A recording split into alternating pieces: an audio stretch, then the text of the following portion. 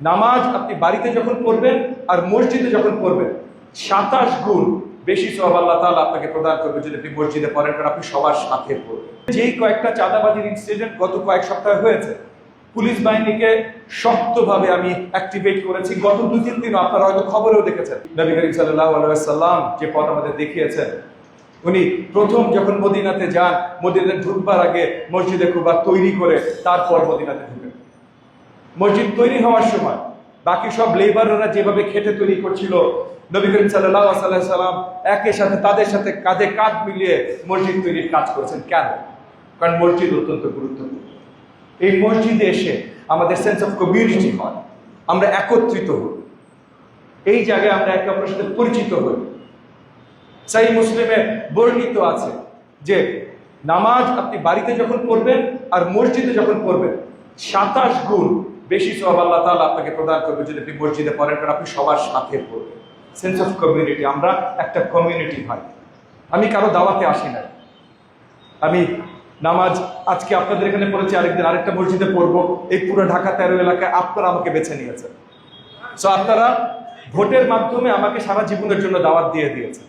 এখন আর আমার কোথাও যাওয়ার কোনো উপায় নেই, আমি এখানে। সো আপনাদের সাথে আজকে আপনাদের মসজিদ আছে, আরেকদিন আরেকটা মসজিদে থাকবে। কিন্তু এই সেন্স অফ কমিউনিটি, আমাদের একে অপরের সাথে আবদ্ধতা, এটা শক্তভাবে তৈরি করতে হবে। মসজিদে আসবো, মসজিদে এসে আমরা আলোচনা করবো আমাদের এলাকার জন্য কি প্রয়োজন। এলাকার সম্মানী যারা আছেন, মসজিদ কমিটির দায়িত্বে যারা আছে, যাদেরকে ইতিমধ্যে আমি ধন্যবাদ জানালাম, তার এলাকার সম্মানী লোক। আজকে সামনের সারিতে যে বুজুর্গরা বসে আছেন, বা হয়তো অনেক বুজুর্গ একটু দেরি করে এসেছেন, পিছের সারিতে বসে আছেন, কিন্তু আপনারা ভাই এলাকার বিজ্ঞজন, এলাকার বুজুর্গ। তরুণ যারা আছেন তারা আগামীর প্রজন্ম, তারা আগামীর এলাকার বুজুর্গ। আপনাদেরকে নিয়েই তো এই কমিউনিটিটা আমরা তৈরি করবো। রমজান মাস এসেছে, খুব স্পেশাল একটা মাস। পরম করুণাময় আল্লাহ তাআলা আমাদেরকে জানিয়েছেন যে এই মাসে আমরা সবচেয়ে বেশি সওয়াব তার কাছ থেকে আদায় করতে পারি। তো তাহলে এই মাসে আমাদের ইবাদতের কারণ আরো বেশি। ইবাদত আমরা পরম করুণাময় আল্লাহ তাআলার কাছে করি, কিন্তু মসজিদে এসে কেন ইবাদত করি? কেন নবীজি বলেছেন মসজিদে যে করো? কেন যে কোনো জায়গায় নবীজি মসজিদকে সবচেয়ে বেশি গুরুত্ব দিয়েছেন? কারণ এই জায়গায় এসে আমরা সবাই একত্রিত হই, আমরা ওই কমিউনিটি হই। এই কমিউনিটির শব্দ অনেক আছে, উম্মাহ একটা শব্দ কমিউনিটির জন্য।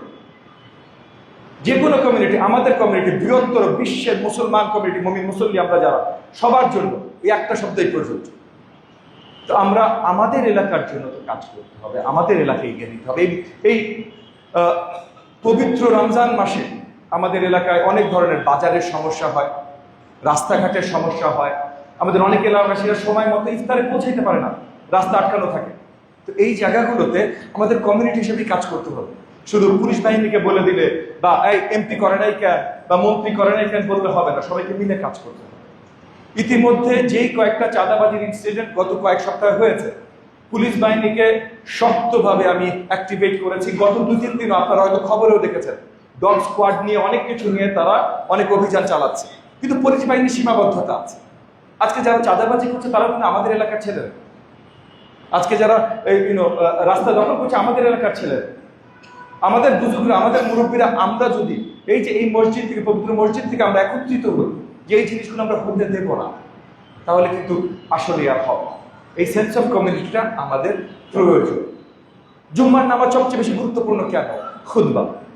এই খুতবাতে আমাদের কমিউনিটি কিভাবে আমরা এক থাকতে পারি, আমরা পরম করুণাময় আল্লাহ তাআলার কাছে ইবাদত কিভাবে পৌঁছাইতে পারি, এই সব কিছু একসাথে খুতবাতে আলোচনা হয়। তো এই খুতবা অত্যন্ত গুরুত্বপূর্ণ। খুতবার সময় কেউ কথা বলবেন, এটা আলোচনা আছে। আমি নিজেও চেষ্টা করি কখনো কোন খুতবার সামনে বসলে কোনো আলোচনা না করতে।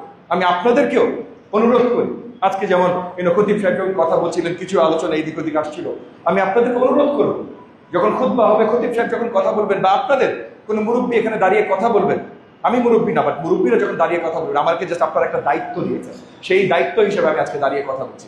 কারণ দাওয়াতে না, দায়িত্বে। এই দায়িত্ব হলো এই এলাকার দায়িত্ব। এলাকা নিয়ে কথা বলতে হলে বৃহত্তর সব বুজুর্গ, সব তরুণদেরকে নিয়ে এই মসজিদে এসে আমাদের কথা বলতে হবে। রাস্তাঘাটে শুধু মাইক ধরে কথা বললে হবে না, কার্যকরী কথা বলতে হবে। কারণ নিন্দা না, কোনো গুজব না, কোনো খারাপ কথা, কোনো বাজে কথা না, কিন্তু এলাকার উন্নয়নের কথা। আমাদের এলাকায় যেন আমরা স্বতঃস্ফূর্তভাবে সুন্দরভাবে জীবন কাটাতে পারি। আমরা যেন ইফতারিতে বাসায় যেতে দেরি না হয়, রাস্তায় যেন আটকে না থাকি।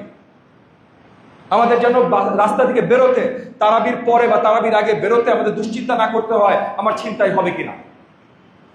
তো এই জায়গা থেকে প্রত্যেকটা মসজিদ কমিটির সাথে আমি কথা বলছি, আজকে জুম্মার পর এই আল্লাহ করিম মসজিদ কমিটির সাথে আমি একটু বসতে চেষ্টা করব। আমি আশা রাখবো তারা একটু সময় আমাকে দেবেন। আমরা এই মসজিদের আশেপাশের এলাকাগুলোর দায়িত্ব মসজিদ কমিটির হাতে কিছু দূর সঁপে দিতে চাই। সরকারি দায়িত্ব না, কিন্তু বেসরকারিভাবে এলাকার দায়িত্ব। এখানে সিসিটিভি লাগানো যায় কিভাবে, এখানে আশেপাশে কারা কোন জিনিসের দায়িত্বে আছে তাদের উপরে পর্যবেক্ষণ রাখা যায় কিভাবে। কারণ আমরা 1400 বছরের ইতিহাস, যেই জায়গাগুলোতে আমরা সঠিক শাসন ব্যবস্থা তৈরি করতে পেরেছি, সেই জায়গাগুলোতে, অ্যাটলিস্ট আমি মুসলমান দেশগুলোর কথা বলছি, সেই জায়গাগুলোতে আমরা নবী করিম সাল্লাল্লাহু আলাইহি সাল্লাম আমাদের যে পথ দেখে গেছেন সেই পথ অনুসরণ করতে চেষ্টা করেছি। তো সেই পথ অনুসরণের প্রথম জায়গাটা কোথায় ছিল? আমরা মসজিদে উন্মুক্ত আমাদের এলাকার ভালো মন্দ নিয়ে আলোচনা করতে পারি। এইটা আমাদের অত্যন্ত প্রয়োজন। আমাদের সেন্স অফ কমিউনিটি আজ থেকে 700 বছর আগে ইবনে খালদুন, খুব নাম করা একজন দার্শনিক, আমাদের ইসলামিক দার্শনিক একজন, বলে গেছেন আসাবিয়া, মানে আমাদের কমিউনিটি, সেন্স অফ কমিউনিটি, আমরা একে অপরকে কতখানি আমাদের সৌহার্দ্য আছে। তুমি এই দল করো, আমি এই দল করি, আমার তোমার সাথে সৌহার্দ্য নাই। এইটা মুমিন মুসল্লির সিস্টেম না। মুমিন মুসল্লির সিস্টেম মানে নবী করিম সাল্লাল্লাহু আলাইহি ওয়াসাল্লাম যেটা দেখিয়ে দিয়ে গেছেন, মদিনাতে ঢোকার পর মদিনা সনদ যখন উনি তৈরি করেছেন, উনি পরিষ্কার দেখে দিয়ে গেছেন তুমি কোন ধর্মের, তুমি কোন বর্ণের, কিচ্ছু আসে যায় না। তুমি যদি এই কমিউনিটির অংশ হও তাহলে তুমি আমার সাথে একসাথে আবদ্ধ। আমরা কমিউনিটির ভাই, আমরা উম্মাহ। তো ওই যে কমিউনিটি, এইটা আমাদেরকেও তৈরি করতে হবে। এবং এইটার শুরুটা আমাদের মসজিদ কেন্দ্রিক, এই যে সবাই যেখানে উন্মুক্ত আল্লাহ তাআলার কাছে ইবাদত করতে আসছি, পরিষ্কার মনে, পরিষ্কার নিয়তে, পরিষ্কার মস্তিষ্কে, স্পেশালি এই স্পেশাল রমজান মাসে, সেই সময়টায় এই জিনিসগুলোর উপরে নজর দেওয়া অত্যন্ত গুরুত্বপূর্ণ। আমাকে আপনাদের পছন্দ না হতে পারে, অন্য কাউকে আপনাদের পছন্দ না হতে পারে, কিন্তু একে অপরের সৌহার্দ্যের সাথে আমাদের কাজ করতে হবে, নাহলে আমাদের এলাকার উন্নয়ন হবে না। আমরা একে অপরের সেন্স অফ কমিউনিটি তৈরি করতে পারবো না। বাসা থেকে বেরোলে পাশের বাসা, নবী করিম সাল্লাল্লাহু আলাইহি সাল্লাম আমাদেরকে শিখিয়ে দিয়ে গেছেন যে আপনি আপনার প্রতিবেশী যদি খালি পেটে থাকে, আপনি ভরা পেটে ঘুমাইতে পারেন না। শিখাইতে যান নাই? আমরা কি সবসময় খেয়াল রাখি ভাই আমাদের প্রতিবেশী খালি পেটে ঘুমালো কিনা? আমরা খেয়াল রাখি না। কেন খেয়াল রাখি না? আমাদেরও দোষ না ভাই। এখানে যারা আছেন সবাই মুমিন মুসল্লি, সবাই আমি ধরে নিচ্ছি একদম সাফ পরিষ্কার নিয়তের ইনসান, কিন্তু আমরা বাইরে যাই দেখতে পারি না, আমরা কারোর সাথে কথা বলতে পারি না, আমরা আবদ্ধ হয়ে গেছি আমাদের ফ্ল্যাট বাড়িতে বা ওই জায়গাগুলোতে। তাইলে সেই জায়গায় তো মসজিদ আছে। এই মসজিদে কে ধনী কে গরিব কোনো পার্থক্য নাই, কে বয়োজ্যেষ্ঠ কে তরুণ কোনো পার্থক্য নাই, কার ক্ষমতা আছে কার ক্ষমতা নাই কোনো পার্থক্য নাই। তাহলে এই জায়গায় এসে আমাদের আবার সেই 1400 বছর আগে মহানবী যেটা শিখিয়ে গেছেন সেই জায়গায় আবার আমাদের ফেরত আসতে হবে। এই জায়গায় এসে সকলে একত্রিত হইতে হবে। রাজনৈতিক আলাপ না, এইটা ওইটা দলদুল আলাপ না, আমাদের এলাকার আলাপ, আমাদের এলাকা আমরা একসাথে কিভাবে আরো সুন্দর করতে পারি। তো আমি আজকে মসজিদ কমিটির সাথে বসবো। আমি আগামী দিনগুলোতে যেই মসজিদেই যাই, যেইখানে, শুধু মসজিদের কথা বলছি, মসজিদ স্পেশাল, যেখানে যে আমি আপনাদের কাছ থেকে শুনতে চাই। এই একটা জায়গায় কিন্তু কোনো দলাদলি নাই। ওই যে খতিব সাহেব বললেন বিএনপির অনেক নেতারা আছেন, থাকতে পারে, কে কি আসে, এখানে একটা মাত্র পরিচয় নেই, মুমিন মুসল্লি আল্লাহ তাআলার কাছে ইবাদত করতে আসছেন এই এলাকার মানুষ। আল্লাহ তাআলা আপনাকে ওই ইবাদত যখন করবেন তখন আপনাকে দায়িত্ব দিয়েছে আপনার প্রতিবেশীদের ভালোবাসা, আপনার কমিউনিটিতে সৌহার্দ্য তৈরি করা। তো সেই জায়গা থেকে আমরা এখান থেকে একসাথে কাজ করতে চাই। আপনারা দোয়া রাখবেন একে অপরের জন্য, আমাদের এলাকার জন্য, সমগ্র বাংলাদেশের জন্য। আমরা সবাই একসাথে মিলে যেন আমাদের নতুন যে বাংলাদেশের স্বপ্ন আমরা দেখি, যেখানে আমাদের প্রত্যেকটা এলাকায় সৌহার্দ্যের সাথে আমরা বসবাস করব, এলাকার উন্নয়নে সবাই একসাথে কাজ করব। কারণ আমাদের সকল এলাকার উন্নয়নে যদি আমরা একসাথে কাজ করি, দেশের উন্নয়ন একা একাই হবে ভাই। আমরা গল্প করে গান গায়ে লাভ নাই, দেশকে কত ভালোবাসি। কাজটা যখন করবো একে অপরের সৌহার্দ্যের, তখন দেশের ভালোবাসা একসাথে একেবারে ম্যানিফেস্টেশন হয়ে যাবে। তো সেই আশা ব্যক্ত করে আপনাদের সকলের কাছে একে অপরের জন্য, এলাকার জন্য এবং দেশের জন্য দোয়ার আবেদন জানিয়ে বক্তব্য শেষ করছি। অসংখ্য ধন্যবাদ। আসসালামু আলাইকুম ওয়া রাহমাতুল্লাহি ওয়া বারাকাতুহু।